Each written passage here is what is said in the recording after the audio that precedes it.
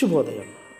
Global బెతేనియా Calvary ministry తరఫున ఈ వారం యొక్క చివరి దినంలో మరొకసారి మీ అందరితో కూడా కలుసుకొని దేవుని యొక్క పరిశుద్ధమైన మాటలు ధ్యానించడానికి దేవుడు నాకు ఇచ్చిన మధురమైన అవకాశాన్ని బట్టి దేవునికి ప్రత్యేకమైన వందనాలు తెలియజేస్తున్నాను. ఈరోజు కూడా పరిశుద్ధమైన వేద గ్రంథంలో నుండి మరొక చక్కటి మాటను చదువుకుందాం. మొదటి యోహానుకు రాసిన పత్రిక 1వ అధ్యాయము 5వ వచనాన్ని నేను చదువుతున్నాను. దయచేసి గమనించమని ప్రభు పేరిట మనవి చేస్తుంటున్నాను. మొదటి యోహానుకు రాసిన పత్రిక 1వ అధ్యాయము 5వ వచనము. మేము ఆయన వలన విని మీకు ప్రకటించు వర్తమానమేదనగా, దేవుడు వెలుగై ఉన్నాడు, ఆయన యందు చీకటి ఎంత మాత్రమును లేదు. దేవునికి మహిమ కలుగునుగాక. అవును ప్రియులరా, వెలుగై ఉన్నటువంటి దేవుని యందు చీకటి ఎంత మాత్రము కూడా లేదు అని మాట్లాడుతున్నాడు. దేవుడు వెలుగై ఉన్నాడు అని చెప్పిన తర్వాత ఆయనలో చీకటి లేదు అని చెప్పాల్సినటువంటి అవసరం ఏమొచ్చింది? వెలుగులో చీకటి ఎలా ఉంటుందండి? ఇప్పటి ప్రకృతిలో వెలుగు ఉన్న చోట చీకటి ఉండదు. వెలుగు ఉన్న స్థలం దరిదాపులోనికి చీకటి ఉండటం అసాధ్యం. కాకపోతే వెలుగులో చీకటి ఉండటం అస్సలు సాధ్యం కాదు. అలాంటప్పుడు సర్వసాధారణమైన విషయాన్ని పరిశుద్ధాత్మ దేవుడు ఇక్కడ ప్రత్యేకించి ఎందుకు చెప్తున్నాడు? ఇక్కడ వెలుగు అంటే మామూలు వెలుగు కాదు, చీకటి అంటే ఇప్పటి ప్రకృతిలో ఉన్నటువంటి చీకటి కాదు.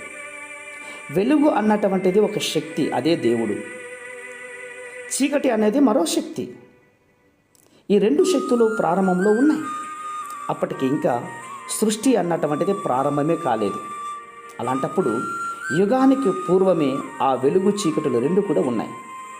వెలుగు ప్రకాశిస్తోంది, చీకటి ఆ వెలుగును అర్థం చేసుకోకుండా తనంతట తన జీవిస్తోంది. ఇది మొదటి స్థితి ప్రియులారా. ఈ వెలుగు చీకటి తప్ప ఇంకేమీ లేనటువంటి స్థితి ప్రథమ స్థితి. కానీ ఆ వెలుగు చీకటి లేని స్థితి ఎప్పుడు లేదు అని అన్నిటికంటే ముందుగా ఉన్నటువంటి సృష్టి ప్రారంభం అని నేను గుర్తుపెట్టుకోవాలి. అవి రెండు కూడా సృష్టింపబడ్డాయి, అవి రెండు కూడా శక్తులు అని మీకు మళ్ళా చెప్తున్నాను. ఆ రెండు తప్ప మరేదీ లేదున్నప్పుడు ప్రకృతిని దేవుడు చూసి దాన్ని గ్రహించి ఆదిలోనే ఈ చీకటిని వెలుగుని ఒకటికి ఒకటి కలుసుకొని ప్రకృతిని ప్రారంభానికి మూలంగా పరిగణిస్తుంటున్నాయి. ఈ మాటలు ఎందుకు చెప్తున్నానంటే, క్రీస్తు యొక్క జననానికి ముందు ఆదిలోనే దేవుడు ఉన్నాడు. దేవుడు ఉన్నాడు. ఈ అంధకారపు యొక్క శక్తులను నశింపచేయడానికి వెలుగు రూపంలో ప్రకృతి అంతటిని కూడా తన ఆధ్వర్యంలో పెట్టుకోవడానికి వచ్చాడు. మరిన్ని కొన్ని విషయాలు రాబోయే దినాల్లో మీతో పంచుకుంటాను. అప్పటిదాకా దేవుని మహాకృప మనకందరికీ తోడైన లభించి ఆస్వాదించునుగాక. ప్రేమ నమ్మకమైన మా ప్రియ పరలోకపు తండ్రి, ప్రారంభంలో ఉన్నటువంటి వెలుగు చీకట్ల గురించి మేము ధ్యానిస్తుంటున్నాం.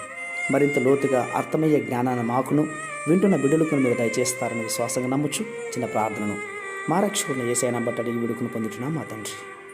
Amen, amen, amen.